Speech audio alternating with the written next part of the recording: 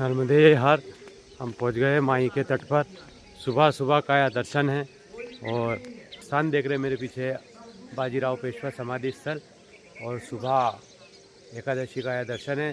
सुबह के 6 बजे हुए हैं और जो परिक्रमावासी सुबह से निकलते हैं परिक्रमा में, वो परिक्रमावासियों का यह प्रातः दर्शन है। नर्मदे हर। और हमारे सैनी जी जिनका इंतज़ार था हमें 2 दिन से, वो भी माई के तट पर प्रतिदिन मैं देख रहा हूँ, प्रथम दिवस दूसरा दिवस। तो आज सभी परिक्रमावासियों के साथ आपका भी दर्शन। नर्मदे हर। देख 2-3 दिन से देखे जा रहे थे आपको वीडियो। हाँ, जब से आप घर से निकले हैं। तो आज हमें भी बताइए कैसे हुआ माँ नर्मदा के तट पर आने का, और कैसे आपकी यात्रा यहाँ तक पहुँची। नर्मदे हर। नर्मदा मैया के तट पे आई। तो ये माई का जो दर्शन आप कर रहे हैं सुबह सुबह एकादशी की पावन पुण्य बेला पर, और जो विधिवत परिक्रमा होती है आज एकादशी से प्रारंभ हो जाती है माई के तट पर। नर्मदे हर जी। सैनी साहब, मूलतः आप कहाँ के निवासी हैं? मूलतः हम राघोगढ़, गुना जिला। अरे वाह, बहुत आत्मीयता है फिर। आप राघोगढ़ के और हम जीरापुर, जो राघोगढ़ से आप हैं।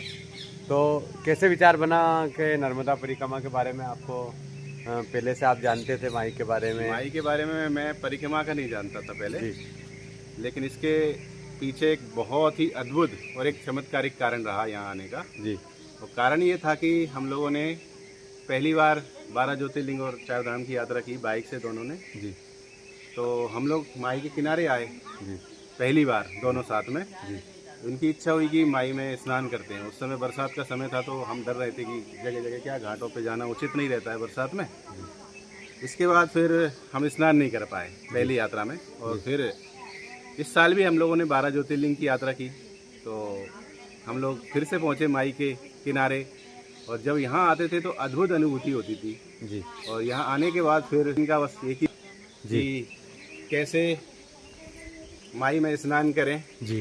तो इन्होंने मुझसे फिर से कहा कि एक बार अपन दोनों को साथ में मैया में स्नान करना है। 2 बार हो गए, एक बार भी स्नान नहीं किया है। इनका एक ही सवाल था कि हम 2 बार आ चुके हैं, स्नान नहीं करते हैं। मैंने कहा चलो करेंगे।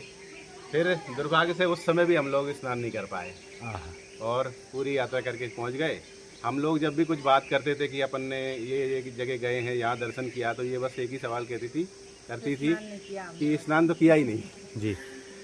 तो फिर मैया की ऐसी इच्छा हुई हमारे, मतलब मैया के द्वारा, कि हम बाइक से करें, क्योंकि परिस्थिति अनुकूल नहीं थी हमारे कि इतने दिन तक हम लोग रहें दूर अपने परिवार से, बच्चों से। तो हमने सोचा कि बाइक से चलते हैं। इसके बाद बाइक से ही आना था, पिछले साल सोच रहे थे, फिर किसी कारण बस नहीं आ पाए जी। और बाइक से इस साल भी बाइक से ही सोच रहे थे यहाँ आने से 2-3 दिन पहले भी। लेकिन फिर अचानक से हमने सोचा कि एक बार घर वालों से पूछ लेते हैं उनकी क्या मर्जी है, क्या वो चाहते हैं। हमने उनसे बोला कि हमारी इच्छा तो पैदल की है, बाकी अगर आप बता दें कि बाइक से जाना है या पैदल तो बताइए, बच्चों का ध्यान रखना है। उन्होंने कहा कि बच्चों का तो आप कुछ भी मत सोचो और हम पे छोड़ के जाओ, और जो भी प्रॉब्लम है, टेंशन है, सब माई देखेगी। आप तो पैदल अगर हो सके तुम दोनों से तो कर लो।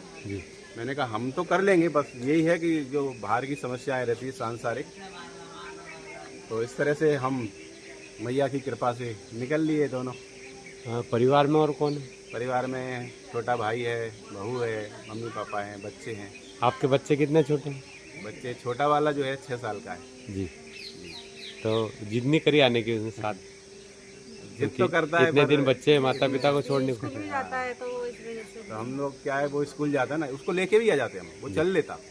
लेकिन क्या है कि हम मान लो 5 महीने 6 महीने पता नहीं कितना रहेंगे मैया के तट पे जी। तो इतने दिन तक उसकी जो पढ़ाई है वो जी उसमें बाधा उत्पन्न होती, तो इस वजह से हम लेके नहीं आए। 2 बार माई के तट पर आना और उसके बाद स्नान नहीं होना, उसके बाद मैया सीधी बुला लेती है माँ नर्मदा की परिक्रमा। भैया ने डायरेक्ट कहा कि नहीं, अब स्नान नहीं किया तो अब डायरेक्ट प्रतिदिन करना पड़ेगा।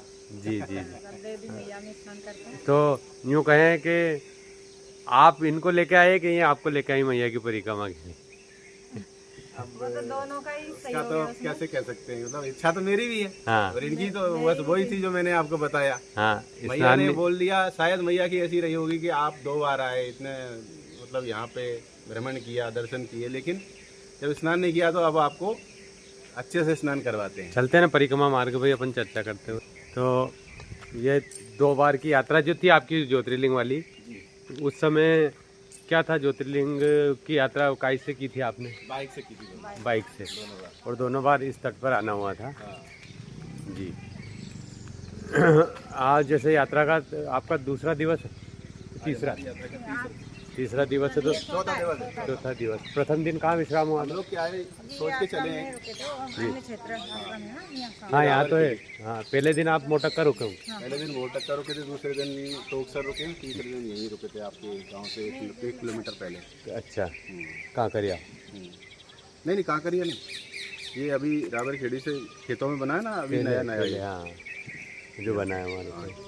हाँ तो क्या माई के पथ पर, माई के तट पर क्या महसूस हो रहा है इन दिनों में? कैसा लग रहा है? बहुत अद्भुत अनुभूति हो रही है, जीवन में कभी नहीं हुई मुझे ऐसी। जी बहुत अच्छा लग रहा है और मुझे तो अभी से ये चिंता होने लगी कि जब परिक्रमा पूर्ण होगी तो हम मैया के तट पर जोड़ के चले जाएंगे। जी हाँ, ये जरूर होता है। लगने लगा है एक लगाव माई से, स्नेह प्रेम ज़्यादा। यहाँ आने के बाद बन सा जाता है आदमी, और जो अपने सांसारिक जीवन है उसको धीरे धीरे भूलने लगता है। विरक्त भाव आने लगा। हाँ तो जीवन का जो आनंद है वो माई के पथ पर, माई के तट पर है।